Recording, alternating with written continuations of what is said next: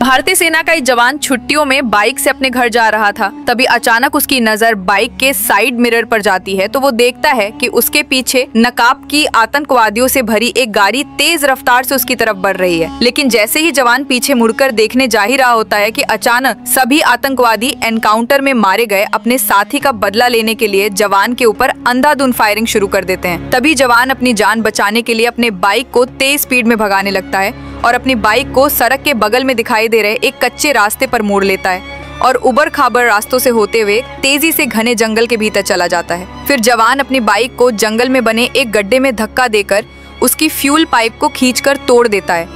फिर सारा petrol bike से निकलकर तेजी से पूरे गड्ढे में फैलने लगता है। फिर जवान ऊपर आकर अपनी बाइक को सूखी पत्तियों से जल्दी जल्दी ढकना शुरू कर देता है और कुछ ही समय बाद पूरी बाइक सूखी पत्तियों के नीचे पूरी तरह से छिप जाती है। फिर जवान जल्दी से पेड़ों की तरफ भागता है और जल्दी जल्दी पेड़ पर चढ़कर पेड़ के सबसे ऊपर वाले हिस्से पर चुपचाप बैठकर आतंकवादियों का इंतजार करने लगता है। तभी कुछ देर बाद सारे आतंकवादी जवान का पीछा करते हुए जंगल में आ जाते हैं और अपनी गाड़ी से उतरकर जवान को इधर उधर खोजने लगते हैं। तभी कुछ आतंकवादी जवान को खोजते हुए उसी सूखे पत्तियों से ढके गड्ढे के पास चले जाते हैं। तभी जवान मौका देखकर उसी गड्ढे में तेजी से फायरिंग करता है। तभी गड्ढे में पड़ी बाइक तेज धमाके के साथ आग के गुब्बार में बदल जाती है और कुछ आतंकवादी उसी आग में जलकर ढेर हो जाते हैं। तभी सारे आतंकवादी बदले की आग में चारों तरफ अंधाधुंध फायरिंग करने लगते हैं। तभी जवान बिना देरी किए पेड़ की आड़ लेकर सभी आतंकवादियों पर अंधाधुंध फायरिंग शुरू कर देता है और अकेले ही सारे आतंकवादियों को ढेर कर देता है। लेकिन जवान इस मुठभेड़ में बुरी तरह से घायल हो जाता है।